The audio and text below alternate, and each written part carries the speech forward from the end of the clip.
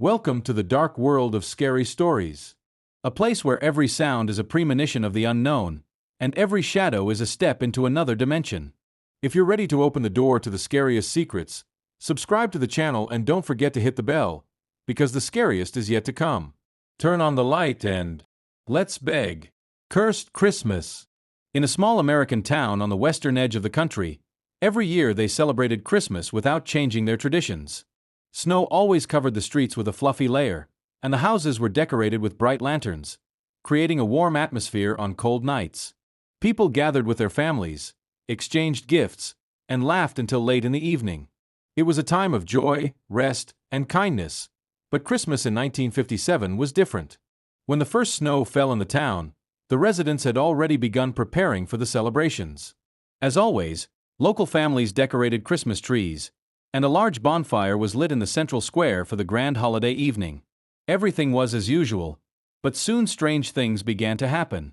In the first days of December, the residents began receiving strange gifts. A feeling of anxiety mixed with curiosity as people found porcelain dolls on their doorsteps. The dolls were made of white porcelain, had delicately painted faces, and wore green dresses. They looked very antique but incredibly beautiful. Everyone thought it was a kind gesture from an anonymous benefactor who decided to make the holiday season even more special for the people. The first doll appeared at the home of Mr. Martin, the owner of the local store. It stood on his doorstep in the middle of the night, so he didn't even notice when it had been left. Martin brought it inside, placed it on a shelf, and immediately went to church for the holiday service. After that, the doll began to appear in other homes. At Mrs. Griffith's house, where she lived with 2 children, the doll appeared the next day. The children were amazed by its beauty, but their mother, though surprised, didn't pay much attention. However, in the evening, while she was feeding the children, she began to notice strange changes in the doll's face. Its normally kind expression suddenly turned evil, with small cracks on its forehead and mouth. Everyone chalked it up to the fanciful imagination of the little children, who began saying the doll moved on its own, but no one took it seriously. Soon, however, it became clear that something was wrong. The evenings grew darker, and a terrifying silence took over the streets of the town. Unexplained and frightening things began to happen. One morning, Mrs. Griffith was found dead in her bed, her face contorted in terror. The doll that had stood beside her bed looked even more horrifying. Its eyes were wide open, and its smile now appeared monstrous. Panic gripped the town. People began to fear their own homes, keeping the dolls in sealed boxes or trying to get rid of them. However, no matter how hard they tried, the dolls kept reappearing in every house. And the more people tried to dispose of them, the more they felt the influence of this terrifying force. One evening, a young man named Tom, who had experienced a strange night, came to the local priest, Father James. He told him that his grandfather, a former resident of the town who had passed away long ago, always told him the story of the cursed Christmas that once occurred in the town. The curse began with a gift, a porcelain doll made according to ancient rituals. This doll had supernatural power, and every time it was given as a gift, it brought death. Tom and the priest went to the local archive, where they found old records about these strange events. It turned out that porcelain dolls had appeared in the town several times before, but each time it ended with horrific deaths. The dolls became known as the Dolls of Vengeance, and had their own story, one that no one could forget. A battle began between life and death. The residents gathered together, trying to destroy all the dolls, but every time one disappeared, a new one would appear in its place. Panic spread throughout the town, and even the priest realized that this was not just a curse, but a true supernatural force. He was forced to admit that this was not just a terrible prank, but an evil spirit trying to return by killing those who had forgotten its name. One evening, when it became clear that the only way to rid the town of the dolls was to perform an exorcism ritual, all the residents gathered in the church. But just as the ritual was nearly complete, one of the dolls suddenly cracked, and a terrifying, piercing scream erupted from it. After the ritual was completed, the dolls vanished. Those who survived began to rebuild their lives, but to the end of their days, they could never forget what happened that dreadful night. However, even to this day, in the town, there is still one porcelain doll buried in the ground, and anyone who approaches it feels that the curse has not entirely passed. The doll, silently sitting beneath the earth, waits for the next Christmas. 10 years had passed since that dreadful night when the dolls filled the town with terror.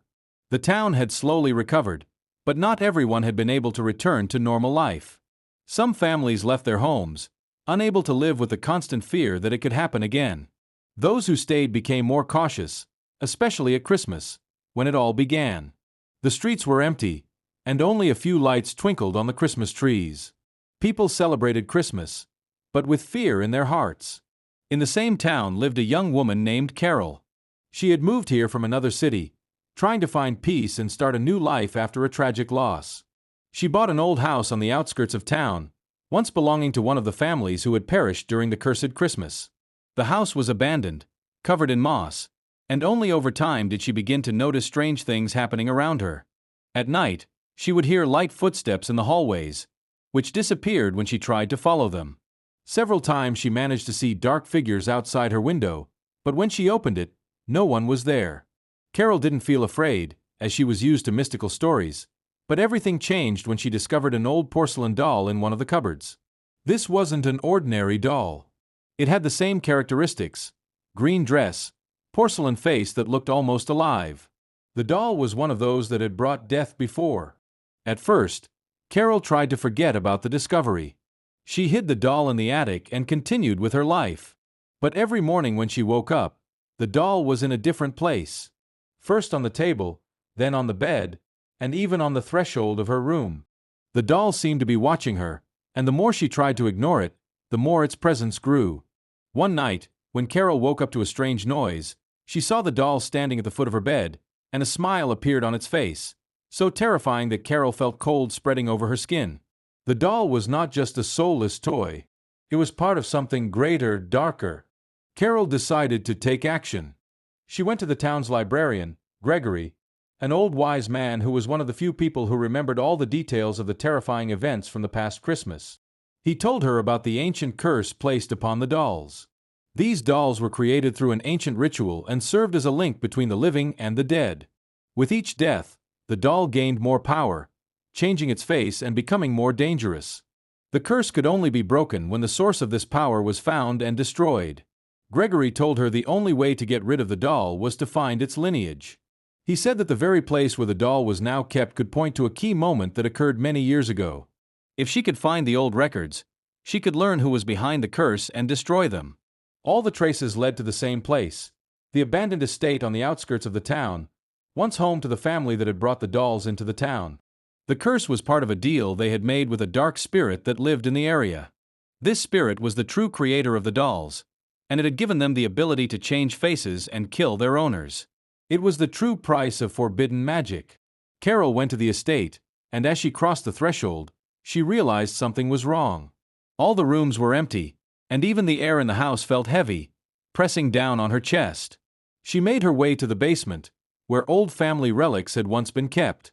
There, she found a book that described rituals and pacts with dark forces. But before she could read further, she heard a strange sound, as though the doll was whispering her name. Suddenly, a figure appeared before her. It was a woman, dressed in an old green dress. Her face was white as porcelain, and her eyes shone with a red light. She moved closer and closer, and Carol felt cold fill her heart. This was the same figure that had created the dolls, and now she had come to claim her part. Instead of fleeing, Carol, standing before the spirit, read a spell from the old book. She uttered it as loudly as she could. In an instant, everything in the room changed. The fire in the fireplace went out, and all that remained was darkness and silence. As soon as the spell was completed, the spirit vanished, and the doll that had been in the room cracked into two pieces. Time seemed to stop, and Carol realized the curse had been lifted, but was it truly over? In the months that followed, the town slowly recovered. The dolls no longer appeared, but every year, on Christmas night, people remembered the story of the cursed Christmas. And even when the snow covered the ground, and the moonlight shone brightly, sometimes they still heard a strange sound, whether it was the wind or something else. A few years had passed since Carol lifted the curse, and the town began to recover. The residents lived peacefully, and it seemed as though the nightmares were a thing of the past. However, every year at Christmas, at the heart of the holiday, something invisible still lingered in the air. Despite the fact that the dolls no longer appeared, the fear remained. One evening, when the snow covered the ground and the light from the street lamps scattered across the pathways, Carol sat in her home, reminiscing about the events that had occurred many years ago. She felt calm, but with each passing year, Christmas reminded her of the dark part of her life. And then, it happened, the thing she had feared for so long. That evening, when Carol went into the pantry to check her things for the holiday decorations, she saw a strange porcelain doll. It was just like before, green dress and a pale face that for a moment seemed alive. But that was impossible. She was certain she had rid herself of all the dolls that once brought death. Now, seeing this doll, all her fears returned. The doll stood on a shelf, among old boxes and holiday trinkets, as if someone had placed it there during the holiday. Carol approached it, her heart beating faster. As soon as she touched the doll, she felt a cold that pierced her to the bone. Suddenly, the doll began to change. Its face twisted into a smile, and its eyes turned red again. The doll was not simply standing there. It was alive. "Did you think I was gone?" whispered a voice in her head. Carol felt something heavy in her chest, and the entire room began to darken. This sound, this voice, these movements, they all reminded her of the terrible events she had lived through. She had thought it was all over. But no, this was just the beginning of something bigger. At that moment, when Carol was ready to flee, she remembered what Gregory had told her, that there was one way to destroy the curse once and for all. It was not just about banishing the spirit, but finding the source of the evil that still lived in the very soul of the doll. The curse couldn't be broken just by expelling the spirit. It was rooted in the very essence of the object. Carol realized that the doll wasn't just a link to dark forces. It was the embodiment of the very spirit that had once poisoned the town with death. And only by destroying the last of the dolls would the curse truly be broken. She hadn't been able to do it before, but now she had a chance. Carol went to the old library, where records of rituals and curses were kept, to find information on how to destroy the last piece of dark magic. She sifted through books, ancient records, and her gaze stopped on one document, a purification ritual that had been secret for generations. The book stated that the only way to rid the town of the doll's power was to perform a ritual that would bind a living person with the spirit in a single act of sacrifice. The person would have to be ready to give their soul in exchange for the destruction of evil. But, as warned in the book, this was incredibly dangerous, and even the bravest had not dared to attempt it. Carol knew her place in this story had already been determined. She could not allow the curse to return and harm the town again.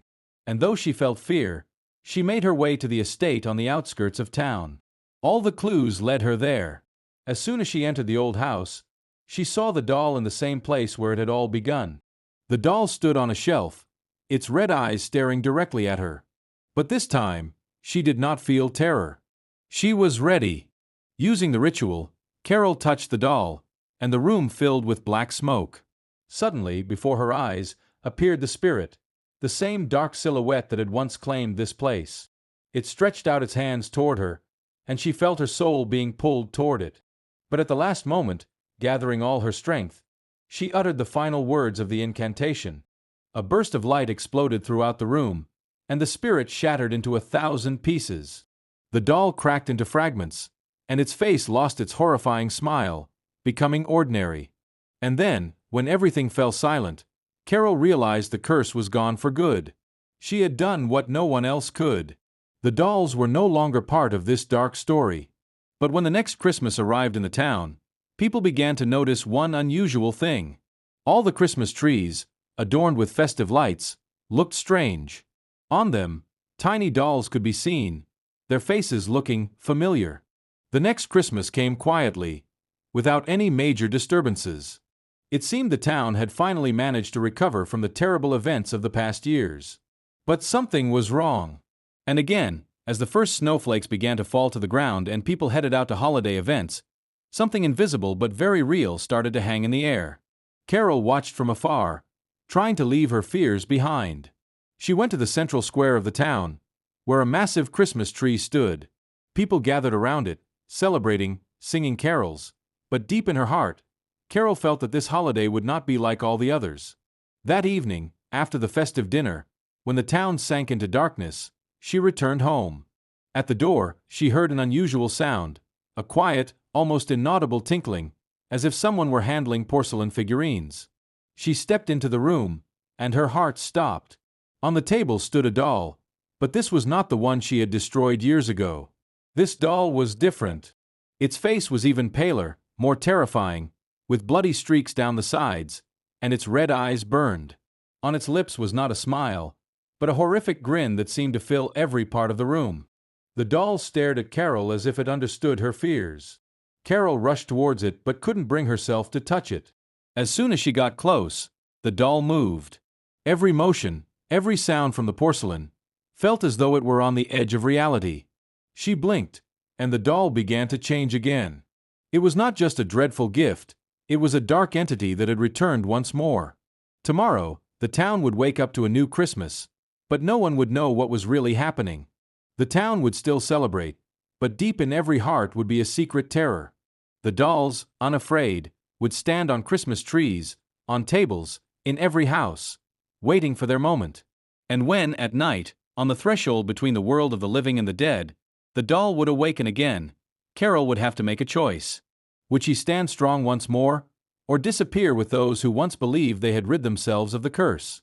The world would again be flooded with shadow, and Christmas would once again become a night of fear. And so, as darkness once again envelopes you, we say goodbye, but not for long. Remember, the night is never truly safe. Subscribe so you don't miss the new horrors, and come back when it's time for new nightmares. Beware of the shadows, they are always near. Until next time.